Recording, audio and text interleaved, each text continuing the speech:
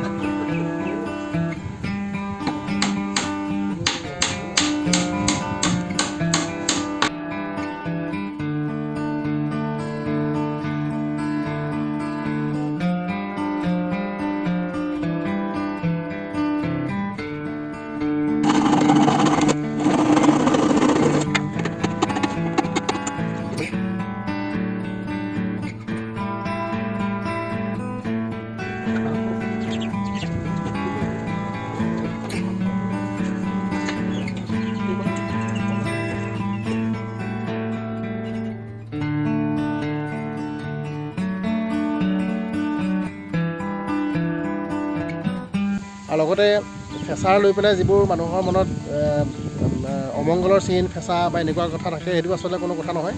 ফেঁচাটো তেনেকৈ নৰ্মেল যিবোৰ পক্ষী, ফেঁচাও এবিধ পক্ষীয়ে। আমাৰ অসমত বহুত ধৰণৰ ফেঁচাৰ উপস্থিতি আছে। তাৰোপৰি এই লক্ষী ফেঁচাবিধ দেখিবলৈ ধুনীয়া কাৰণে ই মংগলৰ প্ৰতীক, তেনেকুৱা কোনো কথা নাই। আচলতে ফেঁচাটো এটা নৰ্মেল চৰাই এটা সি আমাক বিভিন্ন ধৰণে সহায় কৰে। আমাৰ খেতিপথাৰত হোৱা নিগনিজাতীয় খাদ্য, নিগনিজাতীয় যিবোৰ জীৱ সিহঁতি খাই পেলাই আমাৰ পৰিৱেশটো এটা সংকুলতাৰ পৰিৱেশৰ যিটো এটা বাতাবৰণটো ভালকৈ ৰাখে।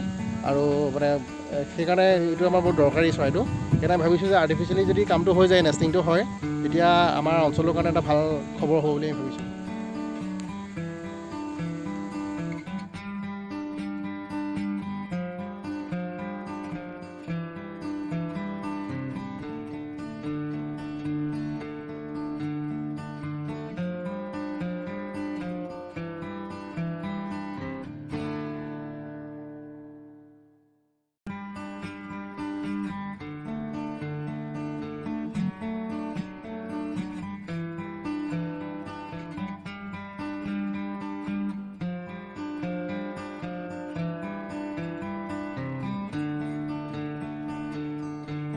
নমস্কাৰ।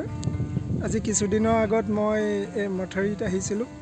আহোঁতে এজনী লক্ষী ফেঁচাৰ উপস্থিতি পালোঁ। লক্ষী ফেঁচাজনী মোক দেখি উৰি গুচি গ'ল। সেইকাৰণে ৰূপজ্যোতিৰ লগত আলোচনা কৰিলোঁ, কৰি ইয়াত চৰাই বাঁহ স্থাপনৰ কাৰণে যোজা কৰিলোঁ। আজি 1 মে' দিনা আমি দুইজন লগ হৈ লক্ষী ফেঁচা বাকচটা বনাই তেওঁলোকে বাঁহ সাজিবৰ কাৰণে ইয়াত সংস্থাপন কৰিলোঁ। আৰু পৰ্যায়ক্ৰমে আমি লক্ষী ফেঁচা বা অন্যান্য ফেঁচাৰ কাৰণে যি কৰিব লাগে, সংস্থাপন কৰিব লাগে বাকচ, সেইখিনি কৰিম বুলি ভাবিছোঁ।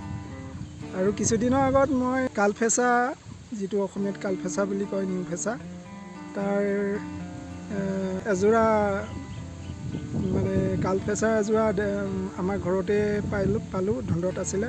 তাক সংৰক্ষণ কৰি এনেকৈ সংস্থাপন কৰিছোঁ বাকচ, আৰু এনেকৈ পৰ্যায়ক্ৰমে কৰি যাম বুলি ভাবিছোঁ।